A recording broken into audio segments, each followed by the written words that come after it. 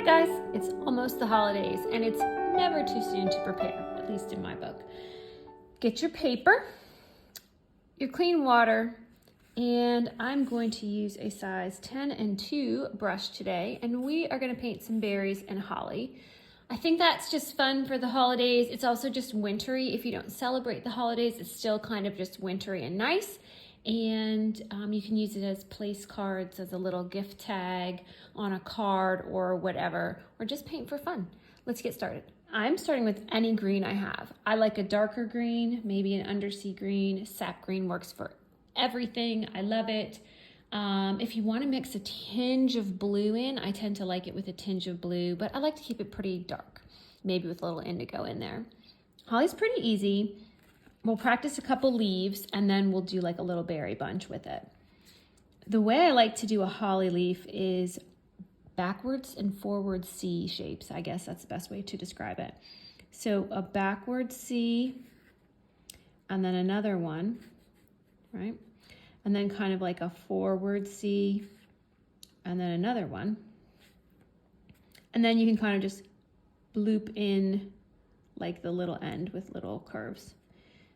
And then you just fill in the middle. So that's super simple, right?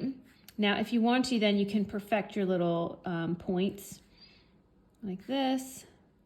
And you can even like bring it out a little more and you can refine the shape. I like to get like darker paint and kind of refine the shape of the leaf and have it be a little darker on the outside. So I will say every time I paint a holly leaf, it's slightly different. So that one's a little wonky maybe. So let's just do another one just to practice. You can do them in any order. So like if you want to do like C shape, a little more water. Like get your point going first and then bring in 2 C shapes. Right? Bring them out a little farther. Whoop, whoop. And then like bring in 2 other ones and you'll have like, this is kind of like an elongated one. And you can also mix the greens in the center. So like I started off with a pretty dark, like bluey one. And I'm just using what's on my palette. I'm not mixing new greens for this because I feel like any green works.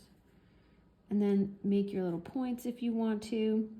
If you have holly growing in your yard, it's fun to get a leaf like model if you want. All right, so that's kind of a longer one. All right, but you get the idea. You can practice these and just fill a page with holly leaves, and that's actually really fun. All right, I don't know if we've done berries before. I'm gonna use a 2 for this. It's just a little more precise. I'm gonna get just like a crimson red, get whatever red you have handy, and we'll just practice a berry real quick. Honestly, don't give it too much thought. It doesn't have to be a perfect circle. Just make a circle. I like to leave a tinge, see that little white dot? A tinge of white. And then like that's it. Because the more you touch it, the weirder it looks. I don't know. I think it's fine if it's sort of organically shaped and not perfectly round. Now what we can do is practice another one. I'm getting a lot of paint on my brush for this. And again, I'm using a small brush. So do another one like close by. And then if you want like a lot of contrast with your berries, get just water on your brush and do like a third one where you touch both of them. Again, just water. You touch both of them like this. Again, I'm leaving the white space. And then you get like a pale berry. So maybe it gives a little depth, like the darker berries are in the background. You can add a little more paint to these dark ones. And then the lighter one looks like it's to the front, right? Okay, so that's literally all we're doing today is just this. So let's do a little group here, all right? We can start with berries or leaves. I think I'm gonna start with berries and then place the leaves around. You can do it however it works for you, or you can do like a couple leaves, put the berries in and add a leaf. A lot of red on our brush. This is super saturated with color. All right, let's just do a group of 3 berries. All right, so there's one. Again, I'm not gonna overly touch it. Let's do the second one here next to it, leaving a little white. It just adds, it's just kind of fun to add a little white. You can go back in with white ink when it's dry if you want and add that white dot.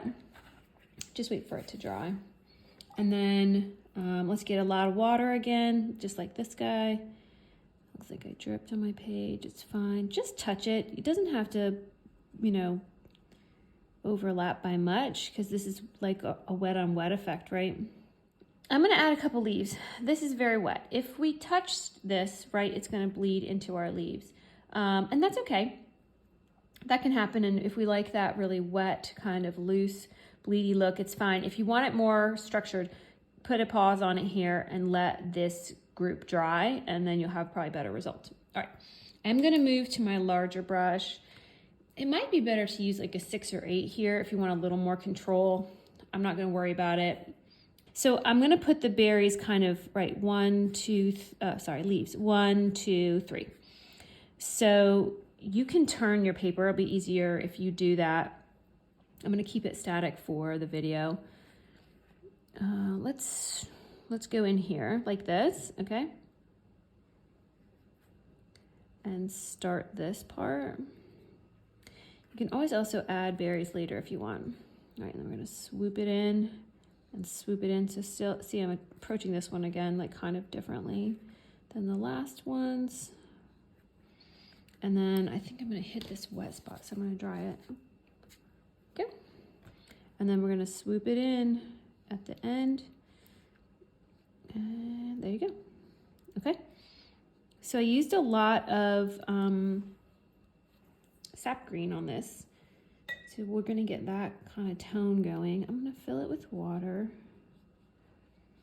Kind of like the effect of a lighter center and the darker outside. And if we want to, we can take our, where'd our 2 go? There's our 2. We can take our 2, make sure the red's off of it, and we can just pull out the points.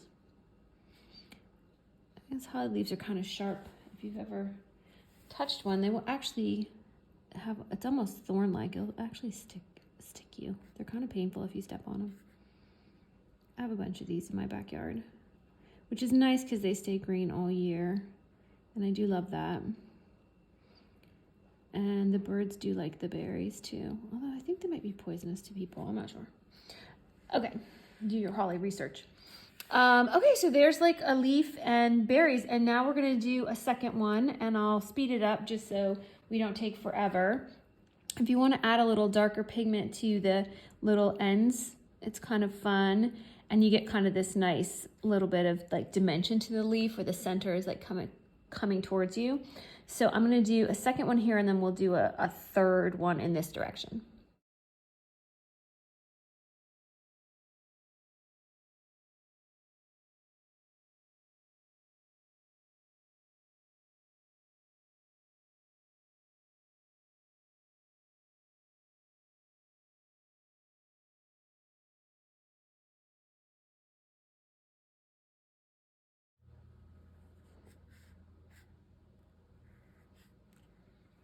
Okay, so I'm getting kind of close on this one, and we might have a little bleeding, and it's okay. I'm not going to stress over it. I added a good bit of blue to this one, so there's more indigo, so this leaf is going to be a little bit darker. I just wanted to show you how you can really vary them if you want to. Right, and then get a lot of water for the center. So you'll see that this is a much different green. We can also just go in and add some sap green back to it. So it's kind of fun. You can have, and then you can even add some just like blues in. So you can really vary the tones of your leaves, which I think is very pretty. So, and then I'm just gonna go again, and I'm gonna do like that dark outline on your brush, and just add it back in. See those lovely, lovely bleeds? That's the great thing. So even here, if we wanted to add in, this is still wet, we can add in some of that bluish pigment. I really hope that this was helpful for you, and I hope you enjoyed painting your holly and berries today, and I hope that you will post these on Instagram and tag me at Sweet Seasons Art, or check out some of my Skillshare classes. Go to Skillshare.com and search at Sweet Seasons Art. You'll find some of my holiday classes and my other classes there. I hope you have the happiest of holidays or whatever you're celebrating, whatever season you're in, and thanks for painting with me today.